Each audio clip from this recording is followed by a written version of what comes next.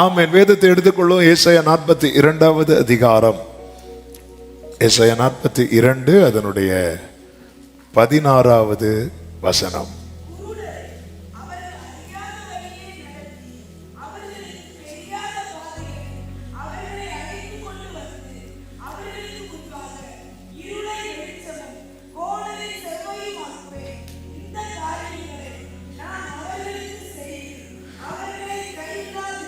கரங்களை உயர்த்தி ஹல்லேலூயா. ஆமென். அறியாத வழியிலே அற்புதமாய் நடத்துகிற கர்த்தர். அறியாத வழியிலே 42:19 சொல்லப்பட்டிருக்கிறது, என் தாசனை அல்லாமல் குருடன் யார்? அறியாத வழியிலே, நாம் விரும்பும் பாதை அல்ல, அவர் நடத்தும் பாதை. ஆண்டவரே எனக்காக வாசலை திறங்கன்னு சொல்லி நான் ஒரு டைரக்ஷனை பார்த்துட்டு இருக்கும்போது அவர் இன்னொரு இடத்துல டோர் ஓபன் பண்றார். அது எனக்காக வாசல் திறக்கப்பட்டிருக்கிறது என்பதே எனக்கு தெரியாது. ஆனா அந்த பாதையில தான் கொண்டு போவார். ஆனா என் கவனம் ஃபுல்லா எங்க தான் இருக்கு தெரியுமா? நான் ஏற்கனவே ஒன்று நினைச்சு வச்சிருந்தேன் தெரியுமா, அங்கதான் இருக்கு. ஆனா நாள் ஆக ஆக என்ன ஆகுது அப்படின்னா, அதாவது ஒரு ட்ராக் சென்டர்ல நிக்கிறவங்க, நம்ம லெஃப்ட் சைடு ட்ராக்கை பார்த்துட்டு இருக்கிறோம், கர்த்தர் ரைட் சைடு ட்ராக்ல கூட்டிட்டு போயிட்டு இருக்கிறாருன்னா என்ன ஆகுது தெரியுமா? அந்த நம்ம நினைச்சிட்டு இருக்கிறத விட்டு எங்க இன்னும் எங்க போயிட்டு இருக்கிறோம்? தூரமா போயிட்டு இருக்கிறோம். தூரம் போக போக போக நம்ம என்ன ஆகுறோம் தெரியுமா? சோர்ந்து போறோம். ஏன் சோர்ந்து போறோம் தெரியுமா? அன்னைக்கு கொஞ்சம் வாய்ப்பு இருந்தது போல இருந்துச்சு, இன்னைக்கு அது எப்படி இருக்கு? தூரமா இருக்கு. ஆனா உண்மையிலே நம்ம நினைச்சதை விட்டு தூரம் போயிட்டோம். ஆனால் அவர் நினைச்சதுக்கு பக்கத்துல வந்துட்டு இருக்கிறோம். ஏசாயா 55:8 சொல்லப்பட்டிருக்கிறது, என் நினைவுகள் உங்கள் நினைவுகள் அல்ல, உங்கள் வழிகள் என் வழிகளும் அல்ல வென்று கர்த்தர் சொல்லுகிறார். பூமிக்கு வானம் எவ்வளவு, பூமியை பார்க்கிலும் வானங்கள் எப்படி உயர்ந்திருக்கிறதோ, எல்லாரும் சொல்லுங்க, அப்படியே உங்கள் வழிகளை பார்க்கிலும் என் வழிகளும், உங்கள் நினைவுகளை பார்க்கிலும் என் நினைவுகளும் உயர்ந்திருக்கிறது. ஆமென். அதாவது நம்மை குறித்த ஆண்டவருடைய நினைவு எப்படிப்பட்ட நினைவு சொல்லுங்க, சத்தமா சொல்லுங்க. அது உங்களை பத்தி யாருக்கு உயர்வா நினைப்பா? உங்களை பத்தி உயர்வா நினைக்கிற ஒரு 5 பேர், ஒரு 10 பேர் பேரை சொல்லுங்க. 8 பேர் பேர், 7, 5, 3, 2, 1. ஒரு தரம். அந்த 1 யாரு தெரியுமா? நம்ம கூட நினைக்கிறது கிடையாது. ஹல்லேலூயா, ஹல்லேலூயா. இந்த நாளிலே நான் உங்களுக்கு ஒருவரை அறிமுகப்படுத்துகிறேன். அவர் உங்களையும் என்னையும் நினைக்கிற நினைவு, ஓ ஹல்லேலூயா, எவ்வளவு நல்லவர். அவருடைய நினைவு எப்படி இருக்கு தெரியுமா? எப்படி எவ்வளவு உயரம்? நம்ம சர்ச் பில்டிங்கை விட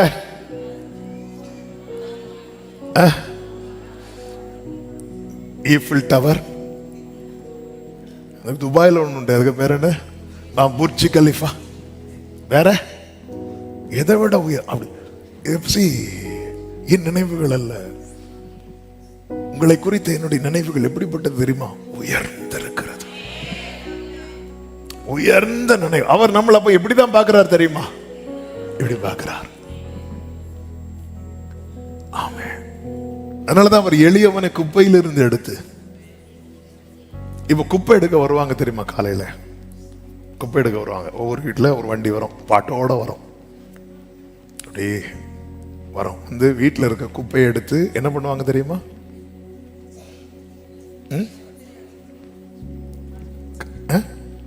குப்பை எடுத்து சேல்ஸ் பண்ணுவாங்களா?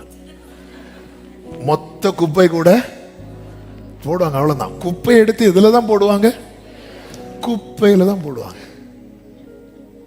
ஆனா வர்றது வண்டியில. இப்ப வண்டியில வராங்கப்பா, ஆனா குப்பை எடுத்து இதுல தான் போடுவாங்க, குப்பையில தான் போடுவாங்க. ஆண்டவர் வந்தது குப்பை எடுத்து குப்பையில போடுறதுக்கு அல்ல, கோபுரத்தில் உட்கார வைக்கிறது.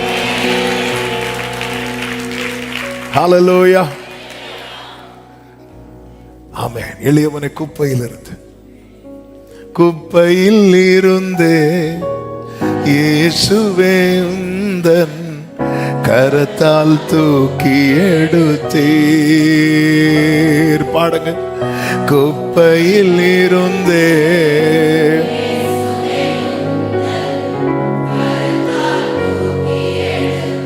உந்தனின் அன்பின் அடையாளமாகவே.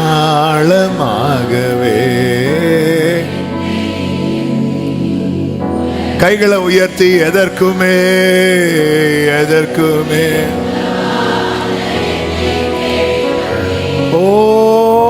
எட்டாத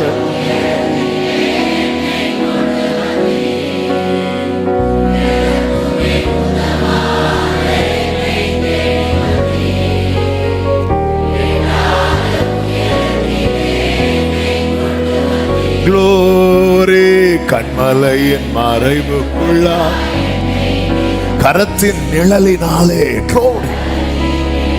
தேங்க்யூ. அறியாத வழியில நான் அறிந்த பாதையில இந்த டோர் இப்போ ஓபன் ஆகும்னு பார்த்துட்டு இருக்கும் போது அறியாத பாதையில பெலிஸ்தியர் தேச வழியாய் செல்லுவது சமீபமா இருந்தாலும் அவர்களை சிவந்த சமுத்திர வழியாய் சுற்றி நடக்க அறியாத பாதைகள் அங்க கொண்டு போய் டோர்லாம் ஓபன் ஆக்குறார். அங்க எல்லாம் அடைபட்டு இருந்தது. யாருக்குமே அந்த டோர் ஓபன் ஆகாது. அதுதான் ஆச்சரியம். யாருக்குமே ஓபன் ஆகாத டோர் வந்து அந்த இந்த இடத்துல ஒருத்தங்க போயிட்டாங்கன்னா இதுதான் அவங்க எண்டு அப்படிங்கிற இடத்துல ஒரு தேவ பிள்ளைய கொண்டு போய் அங்க ஃபுல் ஸ்டாப் வைக்க வேண்டிய இடத்துல காமா வச்சு திருப்பி கொண்டு போறா. ஆமே. எத்தனை எண்ட பார்த்தவங்க, எத்தனை எண்ட பார்த்திருக்கிறோம். உங்க லைஃப்ல நீங்க பார்த்த எண்டெல்லாம் நீங்க வந்து எழுதுங்க. எத்தனை எண்ட பார்த்திருக்கிறோம். ஹல்லேலூயா. மோசே கிட்ட கேட்டா சொல்லுவார், நான் பிறக்கிறதுக்கு முன்னாடி எனக்கு எண்டு போட்டாங்க. ஆமே. நன்றி வணக்கம் போட்டாங்க. என்னது பிறக்கவே இல்லை, வருக என்று வரவேற்கிறோம். ஆரோன் பிறந்த போது, மிரியாம் பிறந்த போது, மோசே பிறக்கிறதுக்கு முன்னாடியே போட்டாச்சு எண்டு. அந்த காலத்துல வந்து அதாவது அந்த பிள்ளை கன்சீவ் ஆனதும் தாயார் தகப்பனுடைய ஜெபம் எதுவா இருந்திருக்கு தெரியுமா? ஆண்டவரே இது எப்படியும் பொம்பளை பிள்ளையா இருக்கணும். பிறந்து விழுந்துட்டு சிரிக்குது பிள்ளை, அழுதுறாத, கொன்னே விடுங்க, அழுதுறாத, அழ விடாம பிடிச்சு வச்சு. சில சொல்றாங்க அந்த 3 மாசம் பொத்தி வச்சதுல கூட அந்த அவருக்கு என்ன இருக்கலாம். ஆனா அது எந்த அளவுக்கு அது ஏற்புடையதும் கிடையாது. ஏன்னா 40 வயசுல மோசே வாக்கிலும் செய்கையிலும் வல்லவனா இருந்தான் இருக்கு. நம்ம பைபிள் உள்ளதை மட்டும் ஃபோக்கஸ் பண்ணா போதும். ஆமே. ஹல்லேலூயா. நம்ம இந்த திக்குவாயை குறித்து ரிசர்ச் பண்ண ஆரம்பிச்சா மோசே கோலால அடிப்பார். எவ்வளவு நல்ல காரியங்கள் என்ன வச்சு செஞ்சிருக்கிறார். அதை பத்தி பேசுறீங்களா? ஏன் வாய் தான் உங்களுக்கு தேவையா? என் நாக்கு நீளம் தான் உங்களுக்கு முக்கியமா? அதெல்லாம் அளக்கவே முடியாது. சிலருக்கு நாக்கு நீளத்தெல்லாம். மோசே பிறந்தது 3 மாசத்துல அடுத்த எண்டு. அதுவும் மாட்டுன மோசே யார் கையில மாட்டினாங்க பாத்தீங்களா? பார்வோனுடைய குமாரத்தி கையில. அதுவும் பெட்டியை திறந்ததும் பிள்ளை. ஆக்சுவலா அழுற பிள்ளை பிடிக்குமா, சிரிக்கிற பிள்ளைய பிடிக்குமா? அந்த இடத்துல சிரிச்சிருந்தா பெட்டியை மூடி இருப்பா. அழ வேண்டிய இடத்துல அழதான் செய்யணும். அந்த இடத்துல ஹீன்ல சிரிக்க கூடாது. அழ வேண்டிய இடத்துல அழுதாதான் சிரிக்க வேண்டிய இடத்துல சிரிக்க முடியும். கர்த்தர் உங்களை அழுறதுக்காக வச்சிருக்கிறாரா? அழுதுருங்க. இது அழுகையின் பள்ளத்தாக்குன்னு அழுங்கள். கண்ணீரோடு விதைக்கிறவன் கம்பீரத்தோடு. எத்தனை முறை தாவீது லைஃப் எப்படி பாருங்க. எத்தனை முறை சிங்கம், கரடி, கோலியாத்து, சவுல், அப்சலோம். இது ஒரு புறம் இருக்க, இன்னொரு புறத்துல வியாதி, பலவீனம், காட்டுல குகையில அலைச்சல். ஆமென். அதாவது சவுல் லைஃப்ல ஒரு விசை பெயின்ஃபுல்லான ஒரு சம்பவம் வந்தது. அது தாங்க முடியாம அவரே பட்டயத்தை நாட்டி என்ன பண்ணாருன்னா, தாவீது எவ்வளவு வேதனை அப்பா. அவருடைய பெயின்ல அவர் என்ன சொல்றாருன்னா, எனக்கு மட்டும் புறாக்களை போல சிறகு இருந்திருந்தா நான் பறந்து போயிருப்பேன். இன்னொரு இடத்துல சொல்ற, நான் இனி இராமல் போகும் முன்னே தேர்தல் அடையும்படிக்கு என்னிடத்துல அவ்வளோ பெயின், இந்த வலியிலேயே நான் இல்லாம போயிருவேன் ஆண்டவரே. அப்படிப்பட்ட சிச்சுவேஷன் இருந்தோம். தாவீது வந்து திரும்ப திரும்ப வராரு, திரும்ப திரும்ப எழும்புறாரு.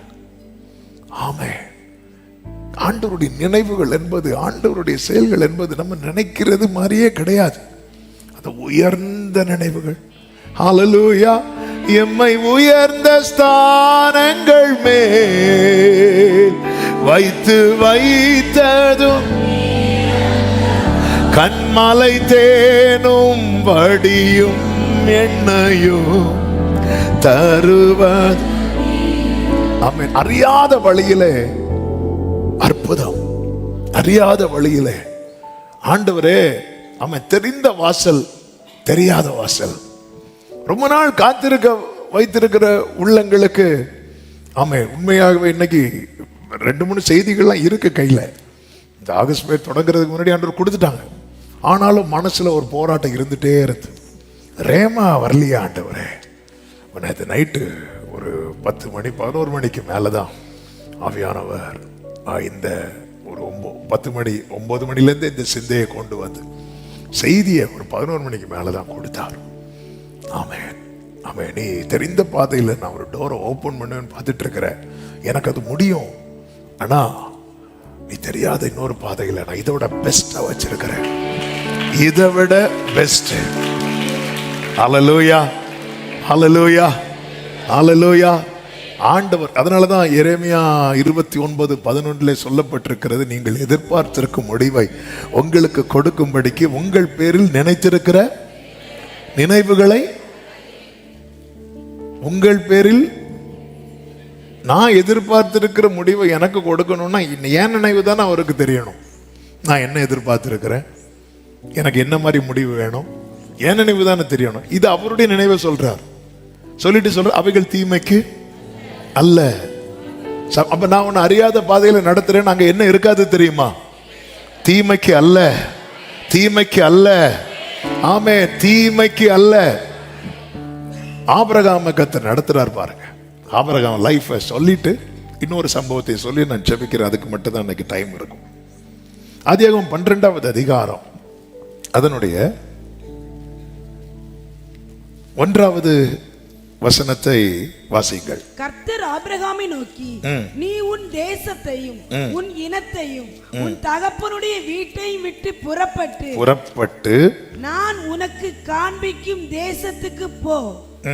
நான் உன்னை பெரிய ஜாதியாக்கி, நான் உனக்கு காண்பிக்கும் தேசத்துக்கு போ. நான் உன்னை பெரிய ஜாதியாக்கி உன்னை ஆசீர்வதித்து, உன்னை ஆசீர்வதித்து உன் பேரை பெருமைப்படுத்துவேன். உன் பேரை நீ போ, நான் உன்னை ஆசீர்வதிப்பேன். இந்த இந்த குறிப்பிட்ட இடத்துக்கு போன்னு சொல்லிட்டு கர்த்தர் எந்த நேமையும் என்ன செய்யல, சொல்லல. இந்த அழைப்பு ஆபிரகாமுக்கு இப்பொழுது வந்ததல்ல, இந்த அழைப்பு ஏற்கனவே வந்தது. அந்த அழைப்பு வந்ததுனால ஆபிரகாம் ஃபர்ஸ்ட் யாரோடு புறப்பட்டான் அப்படின்னா அவங்க அப்பா கூட சேர்ந்து புறப்படுறார். ஆதியாகமம் 11வது அதிகாரம் அதனுடைய 31வது வசனத்தை வாசியுங்கள். தேராகு தன் குமாரனாகிய ஆபிரகாமையும் ஆரானுடைய குமாரனும் தன் பேரனுமாயிருந்த லோத்தையும் தன் குமாரன் ஆபிரகாமுடைய மனைவியாகிய தன் மருமகள் சாராயையும் அழைத்து கொண்டு அவர்களுடனே ஊர் என்கிற கல்தேயருடைய பட்டணத்தை விட்டு கானான் தேசத்துக்கு போக புறப்பட்டான். அவர்கள் கானான் தேசத்துக்கு எங்கிருந்து போக புறப்பட்டாரு?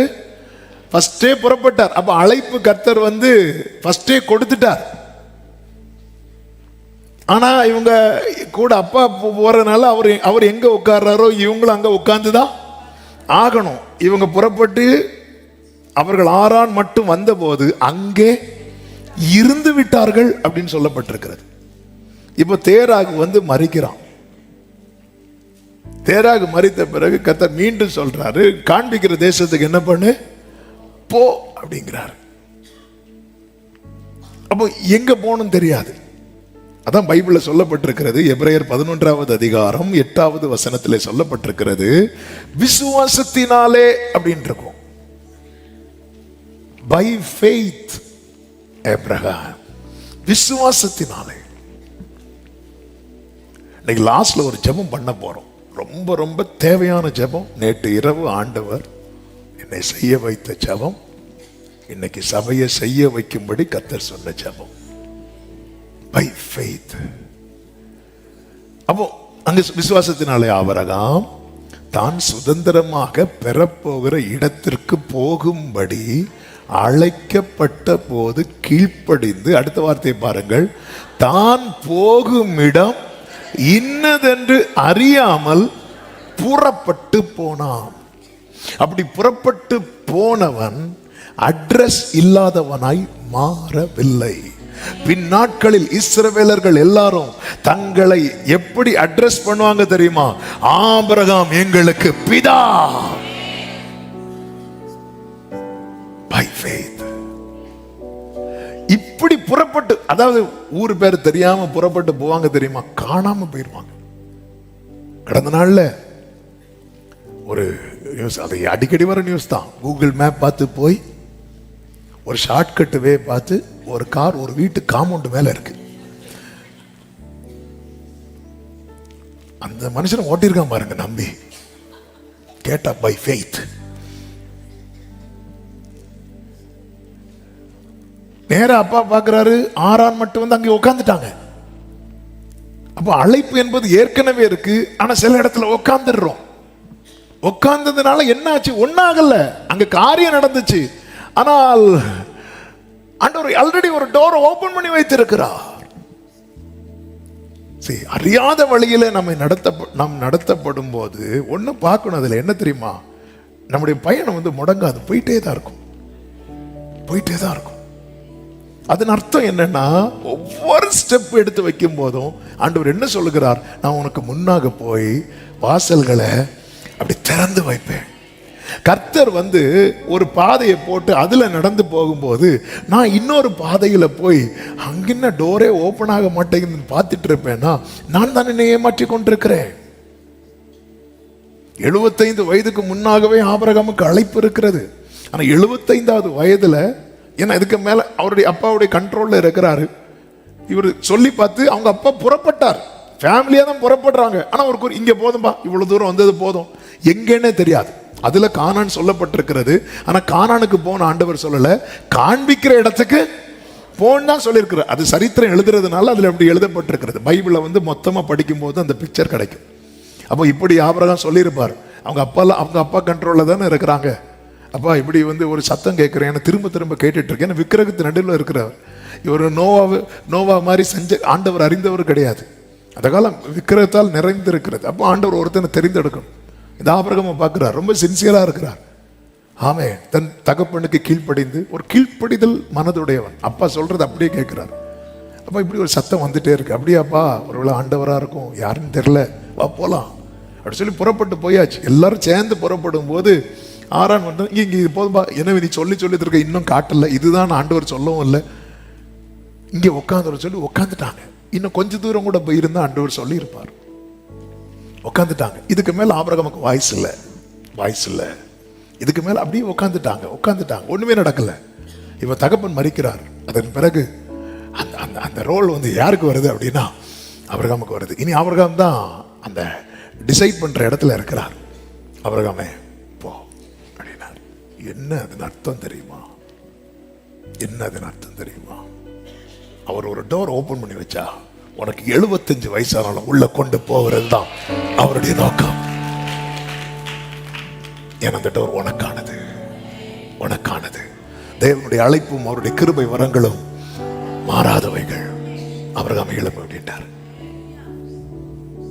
அந்த இடத்துல கர்த்தர் ஈசாக்க கொடுத்து, அந்த இடத்துல ஈசாக்க திருப்பி அழைத்திருக்கலாமே, இல்லை. ஆபிரகாமே சவுல் ஆயத்தம் பண்ணின ஒரு முன்னந்தொடையே இன்னொரு ஆளுக்கு கொடுக்காம, சாமுவேல் ஆயத்தம் பண்ணின ஒரு முன்னந்தொடையே இன்னொரு ஆளுக்கு கொடுக்காம சவுலுக்கு கொடுக்கும் போது எனக்காக தேவன் திறந்த புதிய வாசல்.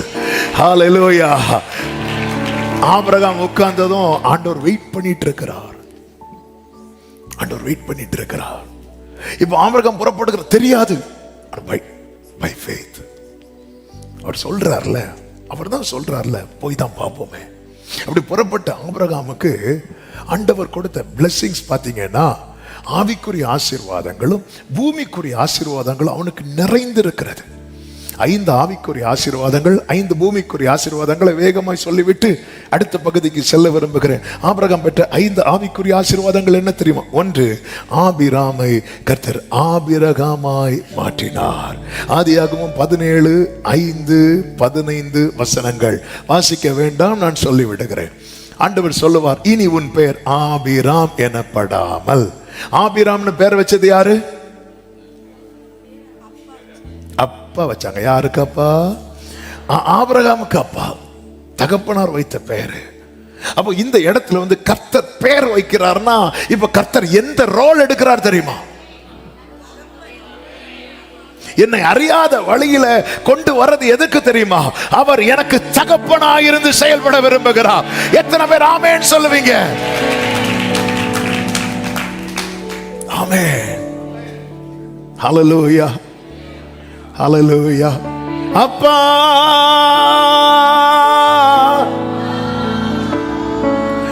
மகன், நான் மகன்.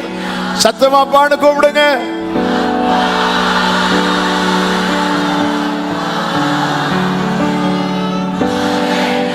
ஹல்லேலூயா, ஹல்லேலூயா, ஆமென். தேராகை அப்பா என்று அழைத்தவன் இருந்து விட்டான், அவரை அப்பா என்று அழைக்கிறவன் புறப்படுகிறான். ஆமென்.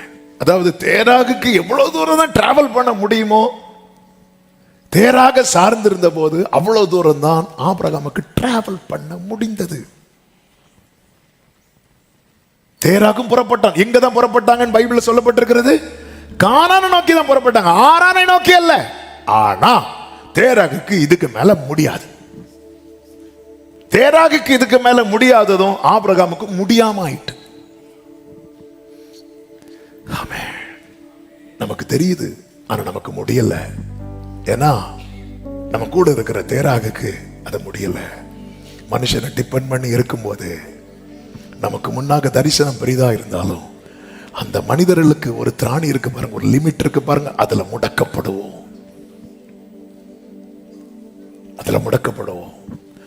எலியாவால தாவீது முடக்கப்பட்டான். பாத்தீங்களா? ஏன் தெரியுமா? எலியாவுக்கு முடியல. எலியாவுக்கு கோலியாத்தை வீழ்த்த முடியல. அதனால அவன் வந்து யார பிரேக் பண்றான் தெரியுமா? யார தடுக்கிறான் தெரியுமா? தாவீதை தடுக்கிறான். ஆமென். எலியாவுக்கு ஏன் அங்க இருந்து விட்டார்? இதுக்கு மேல தேராகுக்கு முடியாது. தேராகுக்கு முடியலன்னா ஆபிரகாமுக்கு முடியும். 75 வயசுல ஆபிரகாமுக்கு முடியும். ஆபிரகாமுக்கு முடியும் என்றாலும் தேராகுக்கு முடியாததுனால இப்ப ஆபிரகாமும் முடியாதவனை போல இருக்கிறான். சிலர்ல இருக்கிறாங்கல்ல, சில பிள்ளைங்க சிக்கா இருப்பாங்க பாருங்க, தாய்மார் ஸ்ட்ரெங்க். ஏங்க சர்ச்சுக்கு வரல அப்படின்னா எனக்கு பிரச்சனை இல்லை, ஆனா என் பிள்ளைக்கு பலவீனம். அப்ப பிள்ளைக்கு பலவீனத்தினால பலமுள்ள தாய்க்கு என்ன செய்ய முடியல? வர முடியல. புருஷனுக்கு பலவீனம், அதனால நான் கேப் பண்ண, எனக்கு வர முடியல. அவங்களுக்கு முடியும். நான் இதை இப்படி சொல்ல, நம்ம மனுஷங்களை டிபெண்ட் பண்ணி இருப்போம்னு வைங்களேன், ஆரம்பம் நல்லா இருக்கும், ஆரம்பம் ரொம்ப நல்லா இருக்கும். ஆனா ஒரு இடத்துல அவங்களுக்கு முடியலைங்கிற நிலைமை வரும்போது நிறுத்தப்படுவோம். கர்த்தர் அவரை அழைத்துக் கொண்டு வருகிறார். என் ஆண்டவரால் மட்டும்தான் பிராமிஸ் பண்ண முடியும். இதுவரை யாருக்கும் பிராமிஸ் பண்ண முடியாத ஒண்ணை அவர் பிராமிஸ் பண்ணார். அதுதான் என்ன தெரியுமா? உலகத்தின் முடிவு பரியந்த சகல நாட்களிலும் நான் உங்களுடனே. ஹல்லேலூயா. நீங்க இருக்கிறீங்க ஆண்டவரே, நீங்க இருக்கிறீங்க ஆண்டவரே. ஆமென். ஆபிரகாம் என்று மாற்றினது மட்டும் இல்லாம சாராயையும் அவ கூட இருக்கிறவங்களுக்கும். ஆமென். ஹல்லேலூயா. விசுவாசத்தில் பலவீனம் உள்ளவர்கள் தான் கூட இருக்கிறவங்க, ஆனாலும் இணைந்து பயணியுங்கள். அருமையான புருஷர்களே, உங்கள் மனைவிகளோடு இணைந்து பயணியுங்கள். மனைவிகளே, உங்கள் புருஷர்களோடு இணைந்து பயணியுங்கள். உங்களை மாற்றினவர் உங்கள் மனைவியையும் உங்கள் புருஷனையும் நிச்சயம் மாற்றுவார். விசுவாசிக்கிற புருஷர்களும் மனைவிகளும் கைகளை உயர்த்தி ஆமென் சொல்லுங்க. ஆமென். சில வாலிபர்களும் கையை உயர்த்தினீங்க, ஏதாவது பார்த்து வைக்கல இல்ல. ஆமென். ஹல்லேலூயா. அது ஆண்டவர் சொல்லிட்டார். அதனால இல்ல இல்ல, அந்நிய நோகத்துல போய் விழுத்துறாதீங்க. கம்பெனி பொறுப்பு கிடையாது. ஆமென். அதாவது இயேசு கிறிஸ்து தம்மோடு இருக்கும்படி 12 சீஷர்களை தெரிந்தெடுக்க இரவு முழுவதும் ஜெபம் பண்ணார். தெரிந்தெடுத்த பிறகு அவ்வளோ புயல்லையும் அவர் கப்பலின் பின்னணியில் என்ன பண்ணார் தெரியுமா? சூப்பரா தூங்கினார். தெரிந்தெடுக்காம ஜெபம் பண்ணா டெய்லி ஆல் நைட் பிரேயர் தான். இயேசுவுக்கு ஒரு ஆல் நைட் பிரேயர், அதுக்கப்புறம் நல்ல தூக்கம். இது தெரிந்தெடுக்காம, அதாவது தேவ சித்தம் அறியாம ஏதோ அவசரத்துல போற வழியில் அங்க ஏதோ டும் சவுண்டு கேட்டு போய் பார்த்தேன், மாப்பிள்ளைக்கு பஞ்சம், அங்க போய் விழுந்தேன். இப்படி அவசரத்துல மாட்டி அதுக்கப்புறம் டெய்லி இன்னைக்கு நைட்டு பிரேயர் உண்டா கேட்கும் போதே தெரியும் பார்ட்டிக்கு வீட்டுல தூக்கம் வரல, அவசரத்துல மாட்டி. இல்ல இயேசு பார்த்தீங்களா, தெரிந்தெடுக்கிற யூதாசியும் தெரிந்தெடுத்துட்டு தூங்குறாருங்க. எவ்வளவு பாருங்க. அதனால தெரிந்தெடுக்கிற விஷயத்துல இப்ப நான் என்ன சொல்லிட்டு இருந்தேன், கர்த்தர் ஆபிரகாம்னு மாற்றினது மட்டும் இல்லாம கூட இருக்கிறவங்களையும் இந்த அறியாத பாதையில கொண்டு வர்றது எதுக்கு தெரியுமா? ஆபிரகாமே, உன்னையும் விசுவாசம் உள்ளவனாக்கணும், உன் மனைவியும் விசுவாசம் உள்ளவளாக்கணும், உன் பிள்ளைய வாக்கு தத்தத்தை சந்ததியாக்கணும். நல்ல கரங்களை சட்டி ஆமென் சொல்லுங்க பார்க்கலாம். ஆமென். ஏன் அறியாத இந்த டோர்ல நீ டிராவல் பண்ணேன்னா நீ விசுவாசம் உள்ளவன் ஆயிருவ, உன் மனைவி விசுவாசம் உள்ளவன் ஆயிருவாங்க, அடுத்து உங்க பிள்ளை வாக்குத்தத்த சந்ததி ஆயிரும். நல்ல கரங்களை சட்டி glory glory yes ஷரபா மாகரா. ஆமென். அடுத்து பாருங்க, உடன்படிக்கை செய்தான். உடன்படிக்கை ஆதியாகமம் 17:7, உனக்கு உன் பின் வரும் சந்ததிக்கு நான் தேவனாய் இருக்கும்படி எனக்கும் உனக்கு பின் தலைமுறை தலைமுறையாக வரும் உன் சந்ததிக்கும் நடுவே என் உடன்படிக்கை நித்திய ஓ ஜீசஸ் உடன்படிக்கை செய்கிறார். நான் பாடுவேன், உடன்படிக்கையின் தேவன் உண்மையில். இந்த உடன்படிக்கை ரொம்ப முக்கியம். உடன்படிக்கை ரொம்ப முக்கியம். உடன்படிக்கை ரொம்ப முக்கியம். இது ஒரு ஸ்பிரிச்சுவல் பிளெஸிங். பரலோக தேவனோடு நான் உடன்படிக்கை செய்கிறது என்பது அது ஒரு பெரிய பாக்கியம். அதுதான் ரொம்ப எளிதான முறையில் புதிய ஏற்பாட்டில் வைத்திருக்கிறார். அன்னைக்கு உடன்படிக்கை செய்ய என்ன செய்தார்கள் என்றால், பிறக்கிற குழந்தைக்கு என்ன பண்ணாங்க அப்படின்னா விருத்த சேதனம் பண்ணினார்கள். ஆமா, புதிய ஏற்பாடு விருத்த சேதனம் என்ன தெரியுமாங்க? தேவனோடு ஞான ஸ்நான உடன்படிக்கை செய்கிறது. இது ஒரு பெரிய பாக்கியம், இது ஒரு பெரிய ஆசீர்வாதம். உடன்படிக்கை உட்பட்டுட்டானா அவனுக்காக பரலோகம் உத்தரவாதம் செய்யும். ஆமே, உத்தரவாதம் செய்யும். இந்த உடன்படிக்கைக்கு பிறகுதான் அந்த அபிமலைக்கு வந்து சாராளை தூக்கிட்டு போவான் இல்ல, வந்து இன்னைக்கு செத்த அப்படிம்பார். அவனை நீ செத்தடா அப்படி சொல்லலாம் தெரியுமா? அதே மாதிரி சொல்ல, இன்னைக்கு நீ இது நிமிஷம் செத்தாய். நான் செத்தானா? அன்னைக்கு என்ன ஒண்ணுமே படல, போட்டோ தான் பார்த்தேன்.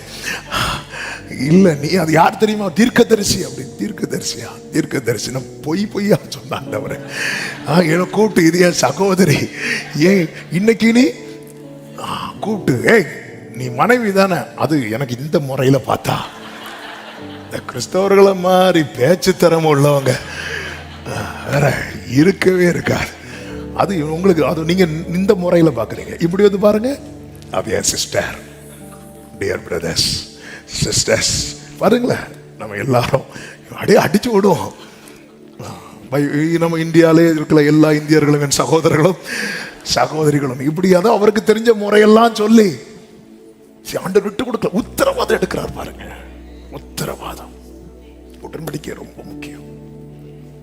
உடன்படிக்கை. இன்னும் இந்த உடன்படிக்கைக்கு உட்படாம யாராவது இருக்கிறீங்கன்னா நீங்க எதிர்பார்க்கிற எல்லா ஆசீர்வாதங்களை விட மேலான ஆசீர்வாதம். ஆமே, கர்த்தர் எனக்கு ஒரு வேலை தராருன்னு வைக்கலாம், அது ஒரு பிளெஸிங். அந்த வேலை எதுவரை தொடரும் தெரியுமா? ரிட்டையர் ஆகிறது. எப்போ ரிட்டையர் ஆவீங்க? 95 60 வயசு. சிலர் 60க்கு முன்னாடியே ரிட்டையர் ஆகி போறவங்க இருக்கிறாங்க. அப்ப அதோட முடிஞ்சில்ல அந்த பிளெஸிங், அதோட முடிஞ்சு. ஆனா அந்த உடன்படிக்கை அதே போலதான் இந்த பூமிக்குரிய எல்லா பிளெஸிங்குமே அந்த ஒவ்வொரு பீரியட் வரைக்கும். கர்த்தர் உங்களுக்கு ஒரு இடம் தராருன்னு வைங்களேன், இடம் தராரு. உங்க பிள்ளை வளர்ந்து மேரேஜ் பண்ணி கொடுக்கும்போது அந்த இடத்த வித்து பிள்ளை கல்யாணம் பண்றீங்க. அப்படி வித்து அப்படி ஒரு சூழ்நிலை வருது, நீங்க இடத்த வித்து கல்யாணம் பண்ணிட்டீங்கன்னா அந்த இடம் எது வரைக்கும் உங்களுக்கு? அப்போ இந்த அதான் எல்லாம் ஒவ்வொரு இடத்துல நிற்கும். ஆனா அந்த உடன்படிக்கை அவர் வரும் நாளில் அன்பாய் கூப்பிட்டு சேர்த்து கொள்வோம். அவர் சமூகமதில் அங்கே ஆடி பாடியே மகிழ்.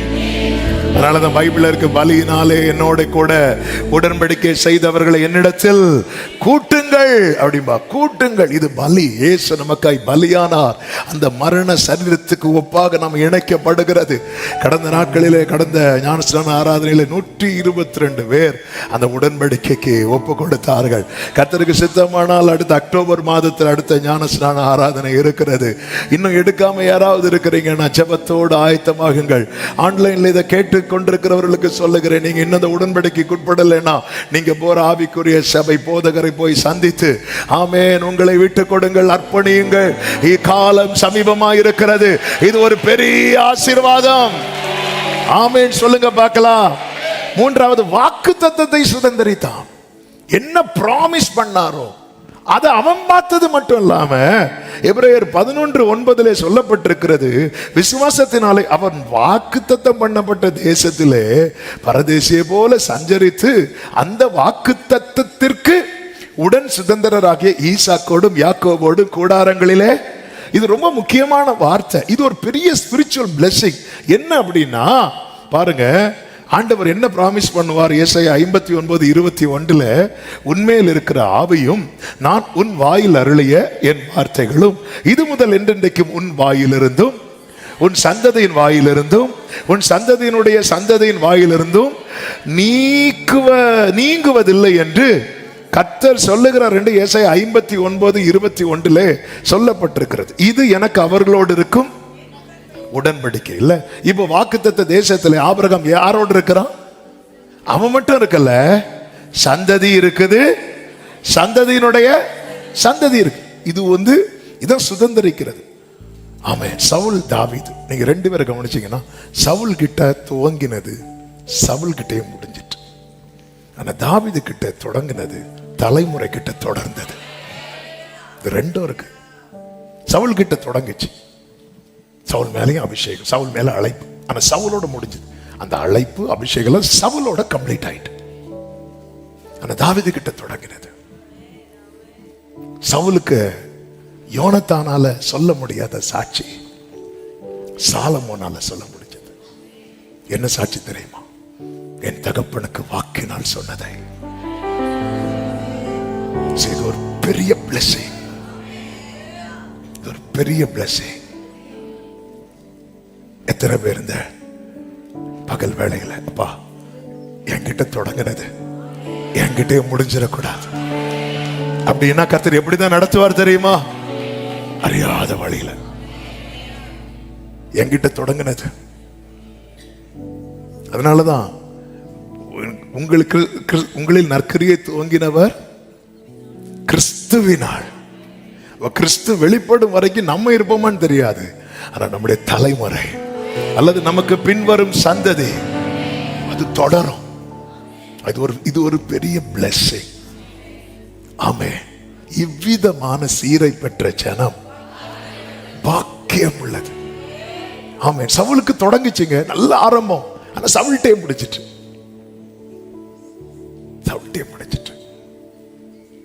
தாவீது தொடங்கினது சாலமோன்ட்ட தொடர்ந்தது. அதன் பிறகு அந்த கூடாரம் விழுந்துச்சு, ஆனாலும் திரும்ப எடுத்தது. இது இந்த பிளெஸிங் மிஸ் ஆயிடவே கூடாது. ஆமென். கர்த்தர் வார்த்தையினால வார்த்தையில நம்ம தேற்றப்படுவோம்ல.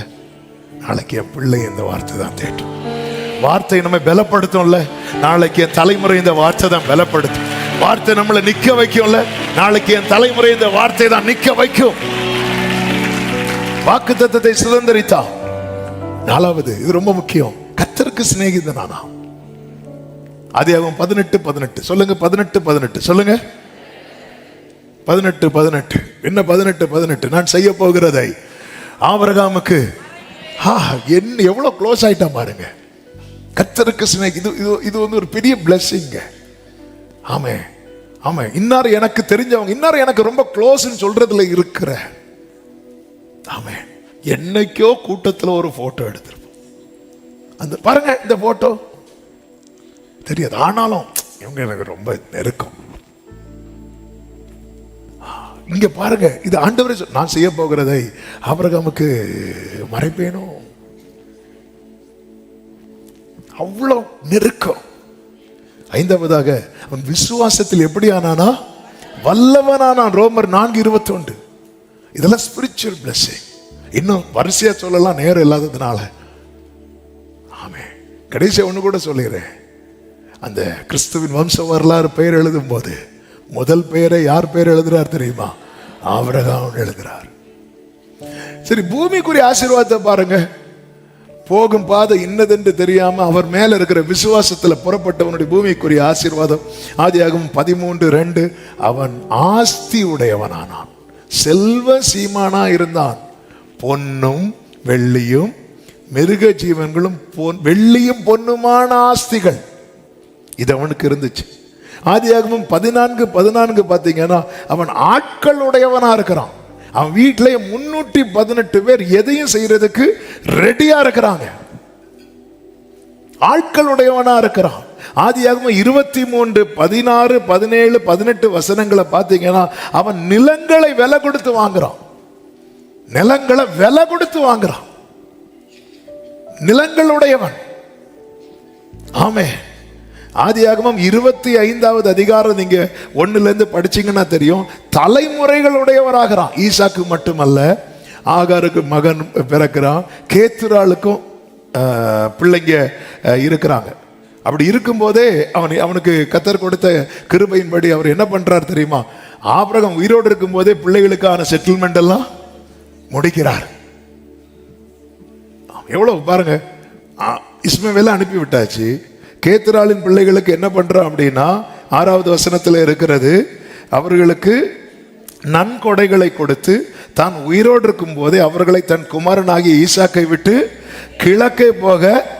அப்போ யார் யாரை எங்க செட்டில் பண்ணுமோ செட்டில் பண்ணி வச்சுட்டார். ஏன்னா நாளைக்கு இவங்களுக்குள்ள என்ன வந்துடக்கூடாது? சண்டை வந்துடக்கூடாது. இதனுடைய ரிசல்ட் என்ன தெரியுமா? இஸ்மவேலு இன்னொரு இடத்துல இருக்கிறார், ஈசாக்கு இன்னொரு இடத்துல இருக்கிறார்.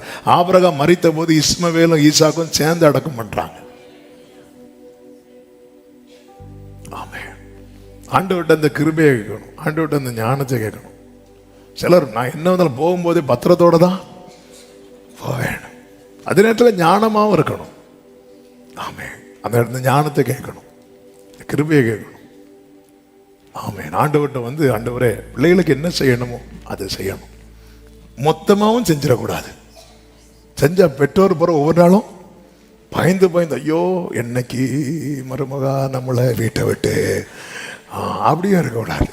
அதுதான் ஆண்டவர்கிட்ட அந்த ஞானத்தையும் கிருபையும் கேட்கணும், கிருபையை கேட்கணும். ஆமீன் சொல்லுங்க. சரி, இது நம்ம டாபிக் இல்லை, இருந்தாலும் வந்ததுனால டச் பண்ணுறேன். சிலருக்கு குத்துன்னு நினைக்கிறேன். கர்த்தர் உங்களை ஆசீர்வதிப்பாராக. ஐந்தாவதாக நீங்க அவனை பார்த்தீங்கன்னா தெரியும். ஆதியாகமம் 25:7 வாசியுங்கள். வாசிக்கின்றேன், நானே வாசிக்கிறேன். ஆபிரகாம் உயிரோடு இருந்த ஆயுசு நாட்கள் 170. இப்ப ஆயுசு இங்க மேட்டர் கிடையாது. அடுத்த வசனத்தை பாருங்கள், அதுதான் ரொம்ப முக்கியம். இதுதான் பிளெஸிங். பிற்பாடு ஆபிரகாம் நல்ல நிறை வயதிலும் முதிர்ந்த பூரண ஆயுசு. எல்லாரும் சொல்லுங்க பார்க்கலாம். பூரண ஆயுசுன்னா என்ன? நான் ஆல்ரெடி சபையில பலமுறை பூரண ஆயுசுன்னா என்ன தெரியுமா? இந்த பூமியில நாம் காண வேண்டியது எல்லாவற்றையும் காண்பது, நாம் அடைய வேண்டிய எல்லாவற்றையும் அடைவது, நாம் செய்ய வேண்டிய எல்லாவற்றையும் செய்து முடிவு தான் பூரண ஆயுசு. இயேசு 33 வருஷம் தான் வாழ்ந்தார். ஆனா அவர் என்ன சொல்லி ஓட்டத்தை முடிச்சார் தெரியுமா? முடிந்தது. அந்த ஓட்டம் கம்ப்ளீட் ஆகுதுல்ல, அதான் பூரண ஆயுசு. ஒரு தேவ மனிதர் ஒரு குறிப்பிட்ட ஒரு தீவுக்கு மிஷனரியா போறார். ஒரு 30 வயசுல அவர் கொன்னுட்டாங்க. மிஷினரி போன இடத்துல இரத்த சாட்சியா மறிக்கிறார். அப்போ அவர் ஆல்ரெடி ஒரு பெரிய ஃபுட்பால் பிளேயர், நல்ல அவர் அந்த விளையாட்டில் போயிருந்தா அப்படி சம்பாதிச்சு பெயர் புகழ்னு வந்திருக்கும். அப்போ இவர் ஏன் அதை விட்டுட்டு இதை போனார்? இது எல்லாருக்கும் ஒரு பெரிய கொஸ்டின், பெரிய கேள்வி. அப்போ இவர் இறந்ததுக்கு அப்புறம் இந்த செய்தி கேட்டு மனைவி ரொம்ப துக்கத்தில், அதன் பிறகு அவருடைய ரூமை க்ளீன் பண்ணும்போது ஒரு டைரி இருக்கிறத பார்க்குறான். அந்த டைரி எடுத்து பார்க்கும்போது அவர் அதில் இப்படி எழுதியிருந்தாராம், நான் தீர்க்காயுசு உடையவனாக இருக்க விரும்பவில்லை, நான் பூரண ஆயுசு உடையவனாக இருக்க விரும்புகிறேன், லைக் ஜீசஸ் அப்படி போட்டிருந்தாராம். இயேசு போல. இந்த ஒரு ஸ்டேட்மெண்ட் அந்த மனைவியையும் திரும்ப அந்த இடத்துக்கு மிஷனரியா அனுப்பினது. அதன் பிறகு அந்த சரித்திரம் வேற. அவரை அந்த மிஷனரி யாரு கொன்னாங்களோ அவங்கள இவங்க ரட்சிப்புக்குள்ள நடத்தி அந்த இடத்துல அவங்க பெரிய பாஸ்டர் ஆகி அநேகர் இப்போ ஆண்டவர் ஆராதித்து கொண்டிருக்கிறார்கள். இது ரொம்ப முக்கியமானது. இதான் பூரண ஆயுசு, தன் பிராணன் போய் மரித்து, அதாவது அது போய் மரிக்கணும், கம்ப்ளீட். ஹல்லேலூயா. இது தேவன் கொடுக்கிற பிளெஸிங். அறியாத வழியிலே ஒருவன் பயணித்த போது. எனவேதான் இந்த இடத்துல பை ஃபெய்த், விசுவாசத்தினாலே, விசுவாசி அவன் என்றும், விசுவாசி அவன், அவன் அங்கூரம் இயேசுவில் உண்டு, ஆபத்தை கண்டென்று மஞ்சா, அசையாத விசுவாசி. ஆமென். இசையோடு ஆமென். ஆவீரகாம் விசுவாசித்தா, ஈசாக்கை பலியாக படைத்திட்டானே. ஆவீரகாம் விசுவாசித்தார், ஈசாக்கை பலியாக படைத்திட்டானே. மரித்தாலும் விசுவாசி பிழைத்திடுவா, அறியாமல். ஆமென். மரித்தாலும் விசுவாசி, ஆமென், மறியாமல் என்றென்றும் வாழ்ந்திடுவான். கைகளை உயர்த்தி, விசுவாசி அவன் என்றும். க்ளோரி. விசுவாசி. காரணத்தை சொல்லுங்க. அவன் அங்கூரம் இயேசுவில் உண்டு, ஆபத்தை கண்டென்று மஞ்சா, அசையாத விசுவாசி. ஆமென். இசையோடு. பிரியமானவர்களே, நாம் எதிர்பார்த்த ஒரு டோரை கர்த்தர் ஓபன் பண்ணுவார் பார்த்துட்டு இருக்கும் போது, அது ஓபன் பண்ணாம இன்னொரு டோரை கர்த்தர் ஓபன் பண்ணி அதிலே நடத்த போகும்போது, கர்த்தர் மேல இருக்கிற நம்பிக்கையில நீங்க கால் எடுத்து வையுங்கள். அறியாத வழியிலே அற்புதம் நடக்கும்.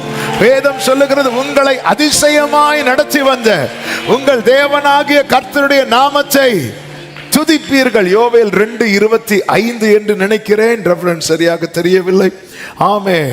யோவேல் 2 அதுக்கு கீழே வரும் நினைக்கிறேன். உங்களை அதிசயமாய் நடத்தி வந்த உங்கள் தேவனாகிய, ஆமென், ஆமா, யோவேல் 2:26, நீங்கள் சம்பூர்ணமாய் சாப்பிட்டு திருப்தி அடைந்து, எல்லாரும் சேர்ந்து இந்த வார்த்தையை சொல்லுங்க, உங்களை அதிசயமாய் நடத்தி வந்த உங்கள் தேவனாகிய கர்த்தருடைய நாமத்தை துதிப்பீர்கள். சத்தமா சொல்லுங்க, என் ஜனங்கள். சத்தமா ஆமென் சொல்லுங்க பார்க்கலாம். அவருடைய ஜனம் வெட்கப்பட்டு போகாது. நம்பி அல்லவா கால் எடுத்து வைத்தார். ஆபிரகாமே, இது ஏன் முன்னாடியே செய்யல? எனக்கு செய்ய முடியும், ஆனா என்ன செய்ய விடாதபடிக்கு கர்த்தர் இப்பொழுது ஒரு சான்ஸ், ஒரு சூழ்நிலை. இப்ப செய்யலாம், இப்ப நீங்க கால் எடுத்து வைக்கலாம். ஆண்டவர் அடுத்து இன்னதுன்னு தெரிஞ்சிட்டுனா மொத்தமா ஒரே வேட வாக்குத்தத்தமா தந்துடுவார். ஆனா அடுத்து என்னன்னு தெரியாது. ஆமென். யோசேப்புக்கு அப்படித்தானே. ஆமென். இன்னொரு சம்பவத்தை வேதத்திலிருந்து சொல்லும் போது உங்களுக்கு இன்னும் அது கிளியரா புரியும்.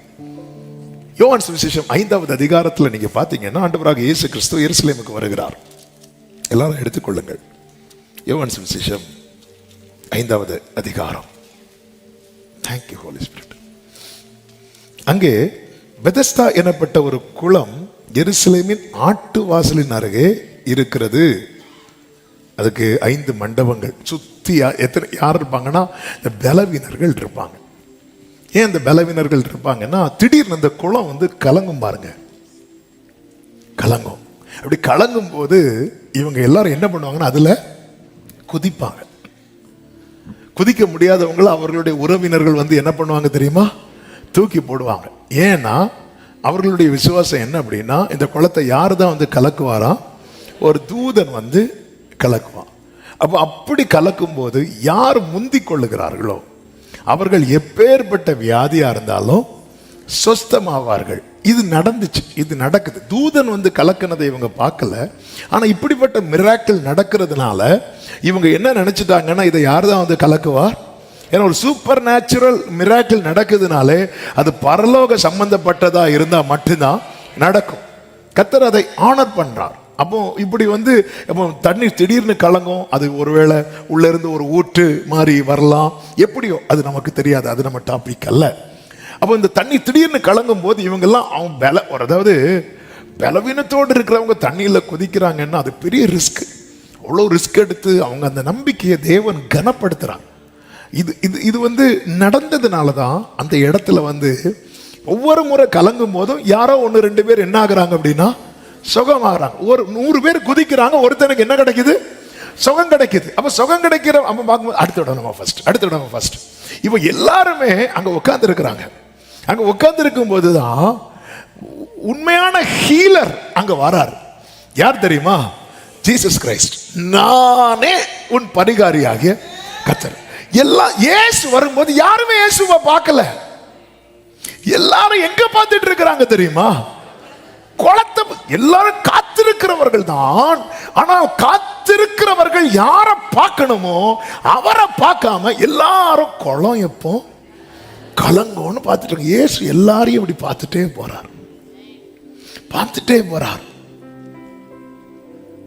இப்போ இவங்க அதாவது இயேசு என்ன சொல்றார்? ஐ am the way, நானே வழி. ஆனா இவர்களுக்கு தெரிந்த ஒரே வழி என்ன தெரியுமா? இந்த குளம் கலங்கணும். ஆமென். இவர்களுக்கு தெரிந்த ஒரே வழி.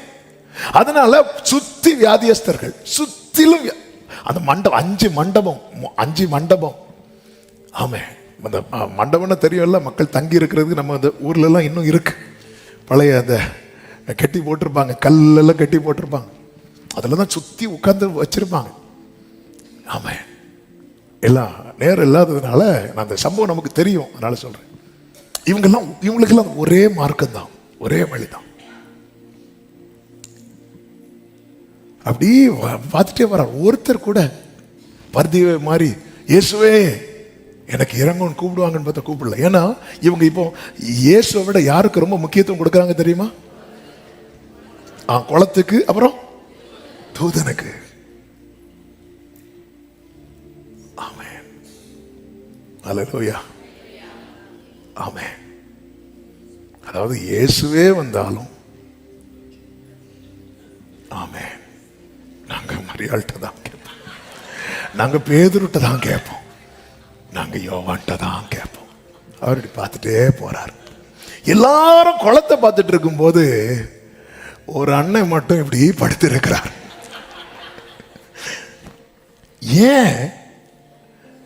ஏன்னா அவனுக்கு தெரியும் குளம் எப்போ கலங்கும். ஏன்னா 1-2 வருஷம் கிடையாது. எங்களுக்கு தெரியும் பாட்டு எவ்வளவு நேரம் ஓடும், ஜெபம் எவ்வளவு நேரம் ஓடும், அடுத்த பிரசங்கம் எப்போ வரும், அப்போதான் நாங்கள் லைவே. அப்போ இவருக்கு தெரியும் எப்போ குளங்கொண்டு. சரி, குளம் எப்போ, எனக்கே குழம்பிட்டு. அப்போ எப்போ, அப்போ எழுப்பி பார்த்தா போதும்ல. அப்போ 10 மணிக்கு தானே லைவ், 8 மணிக்கு எதுக்கு ஆன் பண்ணி வைக்கணும்? எனக்கு தெரியாதவங்கள பார்த்துட்டு இருப்பாங்க. தெரிஞ்சவங்களுக்கு 10 மணிக்கு தான். 10 மணிக்கு தான். சிலர் சனிக்கிழமை அந்த லைவ் போடுறாங்க. தெரியாது, தெரிஞ்சவங்களுக்கு இனி அடுத்த திங்கள் தான். தெரியாதவங்க எல்லாம் அந்த குளம் கலங்குற டைம் நம்மால் என்ன பண்ணுவார் தெரியுமா? எழும்பி உக்காந்து கலங்கி முடிஞ்சு யாரோ இறங்கிட்டானா, சரி விடு. அவன் நம்பிக்கையில தாங்க வாரான். நம்பிக்கை உடையவனின் நம்பிக்கை இல்லாத நிலை. நம்ம எல்லாருமே நம்புறோம், ஆனா நமக்குள்ள இருக்கிற நம்பிக்கையற்ற நிலை இருக்கிறது.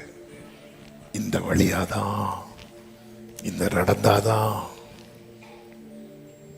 ஆண்டவருடைய பார்த்துட்டே இருக்கும்போது இவனை பார்க்கிறார். இவன் மட்டும் ஏன் குளத்தை பார்க்காம படுத்து கிடக்குறான்? அப்பதான் பார்க்கிறார், நம்ம ஆளு ரொம்ப வருஷமா, ஆமே ரொம்ப வருஷமா. இப்போ ஆண்டவர் பாருங்க, இன்னொரு இடத்துல நீங்க படிச்சீங்கன்னா தெரியும், எடுக்க வேண்டாம். சொஸ்தமாக வேண்டும் என்று இருந்த எல்லாரையும் சுஸ்தமாக்கினார். ஆனா இந்த இடத்துல மட்டும் ஒருவனை மட்டும்தான் சுஸ்தமாக்குறார். எதுக்கு தெரியுமா? எல்லாரும் அந்த டைரக்ஷனை பார்க்கும்போது இவன் மட்டும் சும்மா இருக்கிறான். போன வாரம் ஒரு செய்தியை சொன்னேன், எத்தனை பேருக்கு ஞாபகம் இருக்குன்னு தெரியல. ஒண்ணு தெளிவாரு, இல்லைன்னா தெரியாமலே. இப்போ ஆண்டவர் கூப்பிட்டாலும் சொல்லிருப்பான், யாராவது கூப்பிடுவாங்க, நீ திரும்பிட்டேன்னா தூதன் கலக்கிட்டு போயிடுவான். ஒருத்தரும் அப்ப இவன் படுத்து இருக்கிறான். அதனால ஆண்டவருக்கு நீ விரும்புறாயா அப்படின்னு கேட்கிறாரு. அப்ப என்ன சொல்றேன்னா, ஏன்னா இப்ப விரும்பியும் ஒரு பிரயோஜனம் இல்லை. ஏன்னா இப்ப குளம் கலங்காது.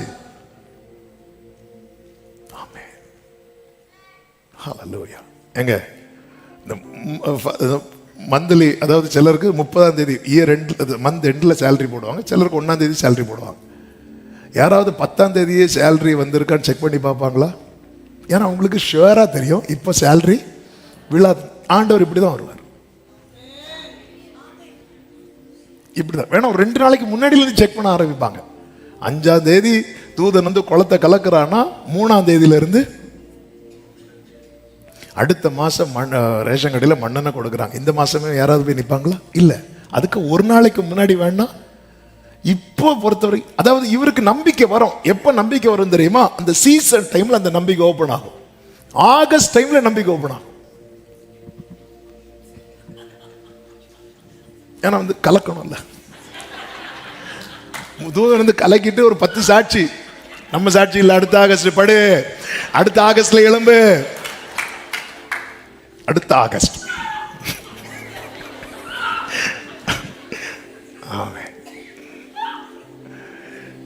விசுவாசம் இல்லாம இல்ல, இப்ப விரும்புறியான்னு கேட்கிறார். இப்ப விரும்புறியா?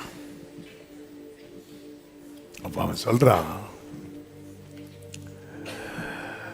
ஆண்டவரே அப்படிங்கிறான். என்னங்க இது? தெரியுதா?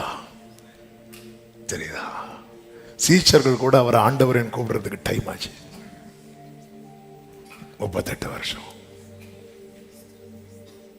ஆண்டவரே, தண்ணீர் கலக்கப்படும் போது என்னை குளத்தில் கொண்டு போய் விடுகிறதற்கு ஒருவரும் இல்லை. இந்த 38 வருஷம் நீ சம்பாதித்தது என்ன? ஒருத்தரும் இல்லை. நம்ம லைஃப்ல 38 வருஷமா எதிர்பார்த்த காரியம் நடக்கலன்னு வரும்போது நம்ம கொடுக்கிற வேலை எதுவா இருக்கும் தெரியுமா? ஒருத்தரும் இல்லை.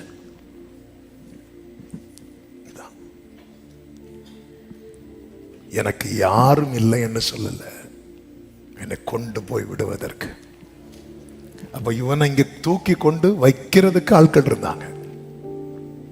கொண்டு 38 வருஷம் சம்பாத்தியம் என்ன அப்படின்னா ஒருத்தர் இல்லை. பவுலும் சொல்லுவார், நான் முதல் விசை உத்தரவு சொல்ல நிற்கையில் ஒருவரும் என்னோடு இருந்ததில்லை. நான் போகிறதற்குள்ளே வேறொருவன் எனக்கு முந்தி இறங்கி. அப்போ இவன் ட்ரை பண்றான், எழுந்து ஒழுங்கா நடக்க முடியாதவன். இப்ப நான் நினைக்கிறேன், இழுத்து இழுத்து இழுத்து போவான். ட்ரை பண்ணலான்னு வரும்போது இன்னொருத்தன் முந்தி கொள்ளுகிறான். அவனுக்கு சுகம். நான் நம்புறேன் அந்த இனிஷியல் ஸ்டேஜில் இவனும் குதிச்சிருப்பான். ஆனா அதுக்கு முன்னாடி வேற ஆள் குதிச்சு சுகம் கிடைச்சதுனால இவனுக்கு கிடைக்கும். குதிச்சு குதிச்சு குதிச்சு எத்தனை முறை, 38 வருஷமா. அந்த சீசன் வரும்போது அவனுக்கு தெரியும் இந்த சீசன்ல நடக்கும். சுகமானவன் சத்தம் போட்டுட்டுலாம் போவான், எனக்கு சுகம் கிடைச்சுன்னு எத்தனை சாட்சி கேட்டாச்சு. ஆனா இப்போ கலக்குற டைம் கிடையாது. சுகமாக விரும்புகிறாயா? அதாவது மீதி எல்லாருமே தாங்கள் தெரிந்தெடுத்த வழியில மூழ்கி இருந்ததுனால உண்மையான வழி அங்கே புறக்கணிக்கப்பட்டது. அதாவது ஹீலர் வராரு. இப்படி ஒவ்வொரு வியாதியஸ்தர் பக்கத்துல போகும்போது ஒருத்தர் கூட இப்படி பார்க்கல. இவன் கிட்ட வந்து இயேசு பார்த்துட்டு இருக்கும்போது அவன் படுத்து கிடக்கிறத பார்க்கறான். நான் நம்புறேன் அவன் அங்கிருந்து இயேசு அப்படி பார்த்திருப்பான். ஒரு டைரக்ஷன்ல நம்ம மூழ்கிட்டோம் வைங்களேன். சில பாத்தீங்களா போன்ல மூழ்கி இருப்பாங்க, அவங்க பக்கத்துல வந்து என்ன பேசினாலும் காதுல விழாது. அதே போலதான் நம்ம ஒரு டைரக்ஷன்ல மூழ்கிட்டோம் வைங்களேன், இயேசுவே வந்து நின்னாலும் நமக்கு தெரியாது.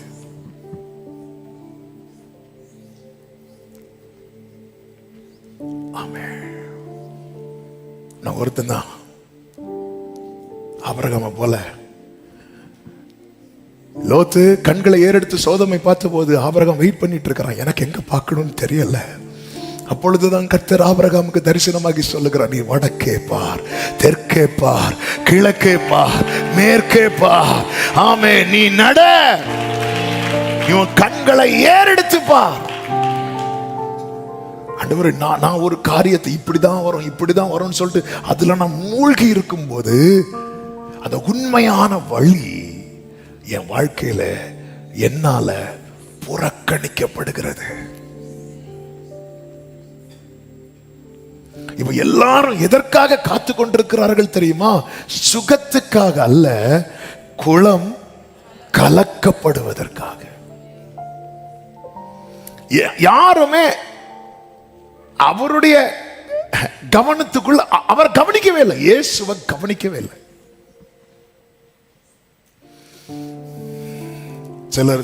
சிலருடைய போனுக்காக வெயிட் பண்ணிட்டே இருப்போம், இயேசு பக்கத்தில் வந்தாலும் கவனிக்கவே மாட்டோம்.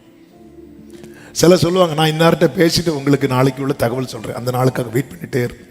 இயேசு பக்கத்தில் வரதை கவனிக்க மாட்டோம், மூழ்கிடுவோம். சில காரியத்துல நம்ம ஓவரா கவனிச்சு அதுல மூழ்கிடுவோம். ஒருவேளை அந்த சீசன் வந்திருந்தா இவனும் அவரை கவனித்திருக்க மாட்டான். உங்க லைஃப்ல பல சீசனை கடக்க பண்ணது எதுக்கு தெரியுமா? உன் சரித்திர நாளைக்கு எப்படி எழுதப்படணும் தெரியுமா? தூதன் வந்து குளத்தை கலக்குனான் இல்ல, அவரே வந்து என்னை தொட்டார்.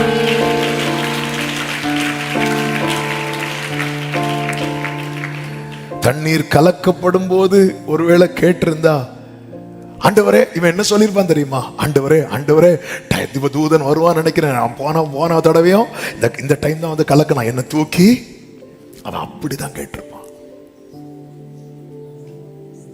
ஆமென். அதாவது இந்த பெதஸ்தா குளக்கரையில இதுவரை சுகமாக்கப்பட்ட அனைவரும் தண்ணீர்ல இறங்கினவங்க. ஆனா இப்பொழுது கர்த்தர் இவனுக்கு கொடுக்க போகிற சுகத்துல தண்ணீர் ஒரு டிராப் கூட இவன் மேல படல, ஒரு டிராப் கூட. என்னது அர்த்தம்? தேவனுக்கு சுகத்தை தரதுக்கு இந்த தண்ணி, அந்த சீசன் வர வெயிட் பண்ண வேண்டிய அவசியம் இல்ல. ஆமென் சொல்லுங்க பார்க்கலாம்.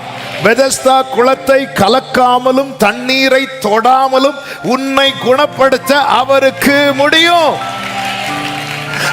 அப்ப இவனுடைய நம்பிக்கை என்ன? தண்ணி குணமாகணும், முதல்ல இறங்கணும். கர்த்தர் இந்த இடத்துல தான் நான் ஒரு காரியத்தை அழுத்தி சொல்லி ஜெபிக்க விரும்புகிறேன். கர்த்தர் இவனுடைய வியாதியை குணமாக்கினாரே, அவனுக்குள்ள வியாதியை மட்டும் கர்த்தர் குணமாக்கல, கர்த்தர் அவனுடைய நம்பிக்கையை குணமாக்கினார். இதைதான் ஆவியானவர் எழுத வைத்தார். என் நம்பிக்கையை குணமாக்கும் ஆண்டவரே, Lord heal my faith. என் நம்பிக்கையை குணமாக்கும். நான் இப்படிதான் நம்பி இருந்துட்டு இருக்கிறேன். அங்க எத்தனை வியாதியஸ்தர்கள் இருந்தும் அத்தனை பேருக்கும் குணம் கிடைக்கவில்லை. இயேசு உலாவிட்டு இருக்கிறார், சுத்தி சுத்தி வர்றார். ஒருத்தனுக்கு மட்டும் ஒருவனுடைய நம்பிக்கையை குணமாக்கிறார். என்ன நம்பிக்கை தெரியுமா? நீ எழுந்து உன் படுக்கை எடுத்துக்கொண்டு நட. இவன் அப்படியே செய்யறான். அவர் சொல்றத அவன் சொஸ்தம் அடைந்து படுக்கை ட்ரை பண்றான். அவன் என்ன சொல்லி இருக்கணும்? ஆண்டவருக்கு விளையாடிட்டு இருக்கிறீங்களா? நான் 38 வருஷமா படுத்து இருக்கிறேன், என்னால் இது முடியுமா? ஏதாவது கேட்டான் அவன்? நீ எழுந்து, அவன் சொஸ்தம் அடைந்து அவன் எழுந்து அவர் சொல்றத ஒருத்தன் பிராக்டிஸ் பண்றானாலே அவனுக்குள்ள என்ன வந்துட்டு தெரியுமா? ஃபெய்த் ஹீல் ஆயிட்டுன்னு அர்த்தம். ஆமென். இன்னைக்கு கர்த்தர் சொல்றத என்னால பிராக்டிஸ் பண்ண முடியலன்னா நான் எதுல சிக்கா இருக்கிறேன் தெரியுமா? எனக்கு எது குணமாக வேண்டி இருக்கு தெரியுமா? ஆமா, என் கை கால்கள் அல்ல, ஆமே என் கிட்னியோ என் ஹார்ட்டோ அல்ல, என்னுடைய ஃபெய்த் ஹீல் ஆக வேண்டி இருக்கிறது. Lord heal my faith. அப்போஸ்தலர் 27வது அதிகாரம் 20வது வசனத்துல, அநேக நாளாவது சூரியனாவது சந்திரங்களாவது நட்சத்திரங்களாவது காணப்படாததுனால பிழைப்போம் என்கிற நம்பிக்கை முழுவதும் அற்று போயிட்டு. அப்போ அந்த நட்சத்திரம் காணப்பட்டிருந்தா பவுலுக்கு என்ன நம்பிக்கை வந்திருக்குமா? பிழைப்போம். அப்ப ஆண்டவர் இந்த இடத்துல கர்த்தருடைய ஃபெய்த்தை ஹீல் பண்றார். அதுக்காக என்ன செய்தார் தெரியுமா? சூரியனை காண்பித்தார்ல வேர்டை கொடுக்கிறார். ஒரு குறிப்பிட்ட அடையாளத்தை வச்சுதான் என்னுடைய ஃபெய்த் இருக்கும்னா என்னுடைய ஃபெய்த் ஹீல் ஆக வேண்டிய அவசியம் இருக்கிறது. எந்த சைனுமே இல்ல. ஆபிரகாமுக்கு 99 வயதான போது கர்த்தர் சொல்றார், உன் மனைவி சாராள் நிச்சயமாக குமாரனை பெறுவா சொல்லும் போது ஆபிரகாம் சிரிக்கிறார். இந்த கிழவன் சாராள் கிழவி கற்பம் என்ன ஆயிடுச்சு? செத்தது. அப்ப அந்த இடத்துல ஹீல் ஆக வேண்டியது என்ன தெரியுமா? ஆபிரகாமுடைய ஃபெய்த். ஏன்னா நீங்க இதே ஒரு 75 வயசுல இப்படி சொல்லியிருந்தீங்கன்னா நான் நம்புறேன். 86 வயசுல நான் நம்புறேன் ஆண்டவரே. ஆனா இப்போ முடியாதப்பா, முடியாது, சான்ஸே கிடையாது. நம்முடைய ஃபெய்த் ஹீல் ஆகணும். கர்த்தர் அதான் செய்றார். அவன் சொஸ்தம் அடைந்து இந்த ஒரே வழியை பார்த்துட்டு இருக்கிறோம் தெரியுமா? அது இல்லைன்னு வரும்போது நம்ம தளர்ந்து போறோம். அப்ப அந்த இடத்துல நம்முடைய நம்பிக்கை குணமாக வேண்டி இருக்கிறது. மார்த்தாள் இடத்தில் வருகிறார் இயேசு. மார்த்தாள் சொல்ற, நீங்க இருந்திருந்தா இது நடந்திருக்காது. இயேசு சொன்னார், ஆமென். யோவான் 11:22 மார்த்தாள் இயேசுவை பார்த்து என்ன சொல்றா தெரியுமா? இப்பொழுதும் நீர் தேவனிடத்தில் கேட்டுக்கொள்வது எதுவோ அதை தேவன் உமக்கு தந்தருவா என்று இப்பொழுதும், ஈவன் நவ். உடனே இயேசு சொல்றார், உன் சகோதரன் உயிரோடு எழுந்திருப்பான். உடனே மார்த்தாள் சொல்றாங்க, உயிர்த்தெழுதல் நடக்கும் கடைசி நாளிலே அவனும். இயேசு ஒரு நிலை, இவன் அதுலயே நிக்கிறான், அப்படியே செட் பண்ணிட்டான். அப்ப இந்த இடத்துல ஹீலாக வேண்டியது மார்த்தாளுடைய ஃபெய்த். எம்மாவுக்கு சீஷர்கள் 2 பேர் போகும்போது இயேசு கூட சேர்ந்து போவார். அப்போ இயேசு தம்மை ஆரம்பத்தில் வெளிப்படுத்த மாட்டார். அவங்க என்ன சொல்றாங்க கேட்போன்னு கேட்கும்போது அவங்க சொல்றாங்க, லூக்கா 24:21 அவரே இஸ்ரவேலை மீட்டு ரட்சிப்பவர் என்று நாங்கள் நம்பி இருந்தோம். இந்த நிலையில் தான் இன்னைக்கு அதிகாலையில சில ஸ்திரீகள் கல்லறையின் இடத்துல போய் அவருடைய சரீரத்தை காணாமல் திரும்பி வந்து அவர் உயிரோடு இருக்கிறார் என்று சொன்ன தேவதூதரை தரிசித்தோம் என்று சொல்லி எங்களை பிரமிக்க பண்ணினார்கள். தேவன் நம்மோடு பேசுவது நம்மை பிரமிக்க பண்ண அல்ல, நம்மை விசுவாசிக்க பண்ண. அவர் உயிரோடு இருக்கிறார் என்று சொன்ன தேவதூதரை தரிசித்தோம். இப்ப அவர் உயிரோடு இருக்கிறார்ங்கிற செய்தி உள்ள அடிபடுது. எது ரொம்ப பெருசா பேசப்படுது தெரியுமா? தேவதூதரை தரிசித்தோம். இந்த பாஸ்டர் வந்திருந்தாங்க, இவங்க வந்திருந்தாங்க, தேவதூதர். நீ இது சொல்லு, அவங்க எதை நினைச்சு பிரமிக்கிறாங்க? தேவதூதர்கள் வந்தாங்க. எது அடி வாங்குது? உயிரோடு இருக்கிறாங்க. இவங்களால நம்ப முடியல. இந்த இடத்துல இது நடந்தாதான் இனி எனக்கு ஒரு அற்புதம்னா வருடங்கள் ஓடும். இந்த ஆகஸ்ட் பிரேயர்ல ஆண்டவர் இது இல்லைனாலும் இன்னொரு வழி நீங்க வச்சிருக்கிறீங்க. ஆமென். இன்னைக்கு ஆண்டவர்கிட்ட என்ன கேட்க போறோம் தெரியுமா? Heel my faith. என் நம்பிக்கையை குணமாக்கும். ஆமென். ஆண்டவர் இது நடந்தாதான் இனி என் வாழ்க்கையில ஒரு காரியம் உண்டாகும் என்று கேட்பதை விட நீர் நினைத்தால் இந்த தண்ணீர் கலங்காமலே, இந்த தண்ணீரில் அந்த ஒரு டிராப் கூட என் மேல படாமலே என்னை சுகமாக்க முடியும். ஆண்டவர் உங்களை நினைச்சிட்டாருன்னா நீங்க யாரையும் முந்திக் கொள்ள வேண்டிய அவசியம் இல்லை. இந்த முந்தி கொள்றவங்க எவ்வளவு தனக்கு முன்னாடி இருக்கிறவங்க மேல ஐயோ இவனுக்கு மட்டும். இந்த கியூல ஃப்ரெண்ட்ல நிக்கிறவங்கள சிலர்லாம் கொஞ்சம் டிலே பண்ணாங்கன்னா பின்னாடி நிக்கிறவங்களுக்கு எப்படி இருக்கும் தெரியுமா? சார் உங்களை யாரோ கூப்பிடுறாங்க போங்க, எப்படியாவது நம்ம ஃப்ரெண்ட்ல வரதா பாப்போம். ஆனா இதுக்கு அந்த அவசியம் இல்லை. முந்துறவங்க முந்தட்டும், முன்னாடி போறவங்க முன்னாடி போகட்டும். குளத்தை தூதன் கலக்கி அதுல என்னால இறங்க முடியாட்டியும் நான் அவர் சமூகத்தில் இருக்கிறேன். ஆமென். கர்த்தர் எனக்கு ஆமென் நான் அறியாத வழியில எனக்கு அற்புதம் செய்வார். ஆமென் சொல்லுங்க பார்க்கலாம். அறியாத வழியில நான் செய்ய வேண்டியது ஒன்னே ஒண்ணுதான். செய்ய வேண்டிய ஆண்டவரே, என்னால் அதை விசுவாசிக்க முடியலையா? ஆண்டவரே என் நம்பிக்கையை நம்முடைய நம்பிக்கை குணமாயிட்டுன்னு வைங்களேன், உடனே நம்ம அவன் செஞ்சதை போல 38 வருஷம் முயற்சிக்காததை அவன் முயற்சிக்கிறான். நீ எழுந்து உன் படுக்கையை எடுத்துக்கொண்டு அவன் ட்ரை பண்றான். 38 வருஷம் அவன் எதுக்கு ட்ரை பண்ணான் தெரியுமா? அந்த குளத்துல இறங்குறதுக்கு ட்ரை பண்ணான். எதுக்கு அவன் ட்ரை பண்ணல தெரியுமா? படுக்கை எடுத்துக்கொண்டு நடக்க ட்ரை பண்ணல. ஆனா ஜீசஸ் வந்ததும் இதுவரை ட்ரை பண்ணாதது அவன் லைஃப்ல ட்ரை பண்ணி சக்சஸ் ஆயிட்டான். இயேசுவின் நாமத்திலே இயேசு வரும்போது இதுவரை நடக்காதது நல்ல கரங்களை தட்டி இதுவரை ட்ரை பண்ணாதத கர்த்தர் உங்களை ட்ரை பண்ண வச்சு சக்சஸ் பண்ண வைக்க போறார்.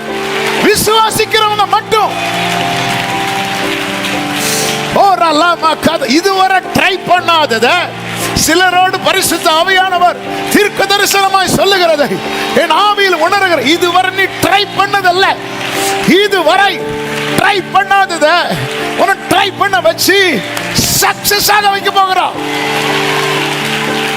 நல்ல கரங்களை தட்டி பிரைஸ் பண்ணுங்க. ஷரபாலா காதராலா ரிமாமா கடரபா ரிபாபா பாபா. அவன் சொஸ்தம் அடைந்து நீங்க விசுவாசத்தோடு துதிக்கும் போதே ஆண்டவர் ஹீல் பண்றார், சொஸ்தம் அடைய பண்ணுகிறார். ஜீசஸ். எத்தனை பேர் ஜெபிக்க போறோம்? ஆண்டவரே என் நம்பிக்கையை குணமாக்கும். எத்தனை பேர் கேட்கறீங்க? முடிந்தா முழங்கார் படிக்கிட்டு அல்லது எழுந்து நின்று ஒரு 5 நிமிடம். ஓ எஸ் லார்ட், இதுவரை ட்ரை பண்ணாது. ஒரு அலபாக்கறவ யாரையும் பார்க்க கூடாது. கர்த்தர் என்னோட தான் இன்னைக்கு ஃபுல்லா பேசிட்டு இருக்கிறார். நிச்சயம் உள்ளவங்க நீங்க ஜெபம் பண்ண போறீங்க. ஆண்டவரே என்னுடைய நம்பிக்கையை குணமாக்கும். Lord heel my faith. அப்பா எனக்கு தெரிஞ்சதெல்லாம் இந்த படுக்கையிலிருந்து ஊந்து போய் குளத்துல குதிக்கிறது. அப்பா இதுதான் என்னுடைய நான் இதுவரை முயற்சிக்கல. எழுந்து நடக்கிறேன், இதுவரை ட்ரை பண்ணவே இல்லை. ஆனா எனக்கு அதுதான் தேவை. ஆனா நான் முயற்சிக்கல. படுக்கை எடுத்துக்கொண்டு நான் இதுவரை ட்ரை பண்ணல. ஆனா ஜீசஸ் வந்துட்டார். இயேசு வந்து எப்பத்தா என்கிறவர் வந்துட்டார். ஓ thank you Holy Spirit. இதுவரை ட்ரை பண்ணாது. இதுவரை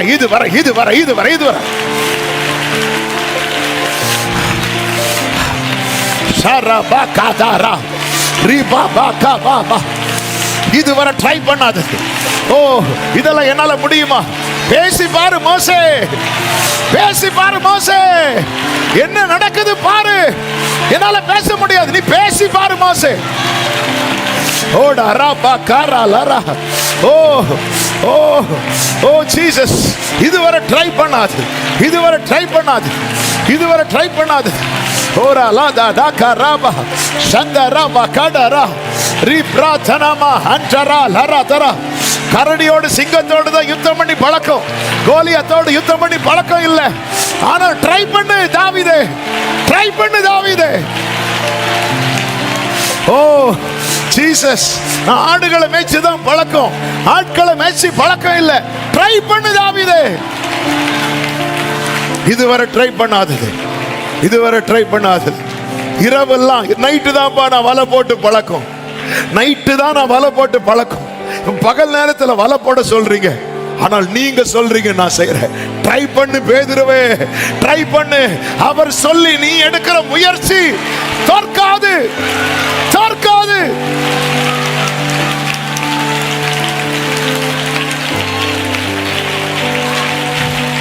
அடுத்து என்ன என்று தெரிந்து பயணிக்கிறதல்ல விசுவாசம். அடுத்து என்னன்னு தெரியாமலே கர்த்தர் சொன்னதை கேட்டு கால் எடுத்து வைக்கிறியே, இதுதான் விசுவாசம்.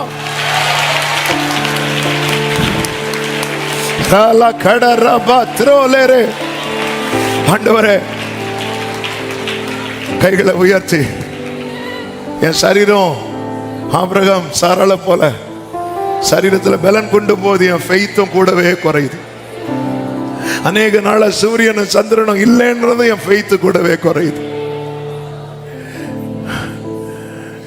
நீங்க என்கிட்ட இப்போ நடக்கும்னு பேசினாலும் கடைசி நாள்ல தான் நான் தான் டிலே பண்ணுறேன். இது இப்போ நடக்காது, அதுக்கு இன்னும் காலம் வருதுன்னு மார்த்தாள போல.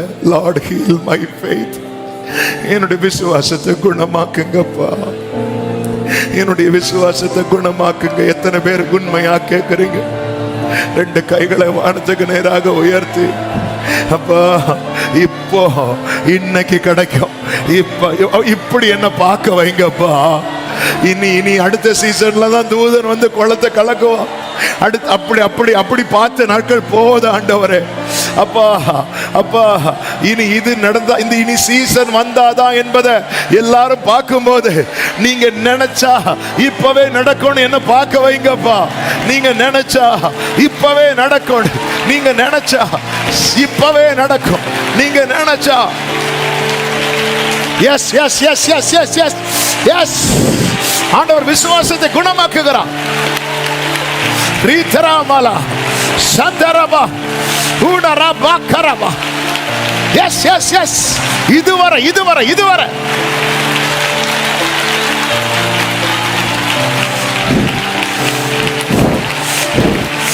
ஷரபாலா கரதரா. ஜீசஸ்.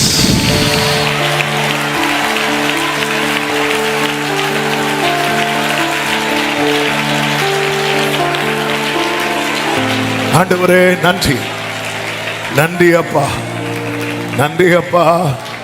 விசுவாசி அவனென்றும் பதறா, அவன் அங்கூரம். பிரியமானவர்களே, இந்த வார்த்தையை நான் ரிப்பீட் பண்ணி, அவர் சொல்றதை நம்மளால பிராக்டிஸ் பண்ண முடியலன்னா நம்ம விசுவாசத்தில் ரொம்ப பலவீனப்பட்டிருக்கிறோம், ரொம்ப வீக்கா இருக்கும். இதான் இதான் இதான் இதான் இன்னைக்கு ஆவியானவர் சொல்றார். ஆண்டவரே, ஆபிரகாம விசுவாசத்துல வீக்கானவனை வல்லவனாக்குனீங்க. நட்சத்திரங்களை சூரியனை காட்டாமலேயே பவுல தைரியமா நிக்க வச்சிட்டீங்க. எங்க நம்பிக்கையை குணமாக்குங்க. விசுவாசி அவனென்று, விசுவாசி அவனென்றும் பத, அவன் அங்கூரம் இயேசுவில் உண்டு, ஆபத்தை கண்டென்று மஞ்சா, அசையாத விசுவாசம் கொள்வா, இசையோடு இயேசுவை. ஆமென். அசையா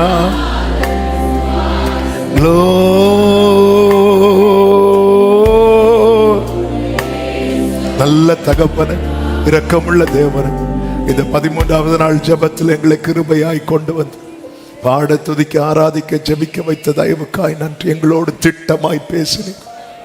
நாங்கள் முயற்சித்து அநேக காரியங்கள்ல பல வருடங்களாய் 38 வருடங்களாய் தோற்று நிற்கும் போது நீர் ஆண்டவரை அறியாத ஒரு பாதையில எங்களை முயற்சிக்க வைத்து வெற்றி பெற செய்ய போகிற தயவுக்காக ஸ்தோத்திரம், ஸ்தோத்திரம், ஸ்தோத்திரம். எங்கள் நம்பிக்கையை குணமாக்கி விட்டு அப்பா, அப்பா, அவன் சொஸ்தமடைந்து அவன் எழுந்து படுக்கையை எடுத்தான்பா, கையை நீட்டு அவன் பிராக்டிஸ் பண்ணான். காரணம் அவனுடைய நம்பிக்கையை கை வச்சுட்டு குணமாக்குனீங்க. இனி குளம் கலங்குனா என்ன, கலங்காட்டி என்ன, தூதன் வந்தா என்ன, வராட்டி என்ன, அவர் எனக்கு செய்ய வேண்டியதை செய்து விட்டார். அவர் எனக்கு செய்ய வேண்டியதை சாட்சியா நிறுத்துங்கப்பா.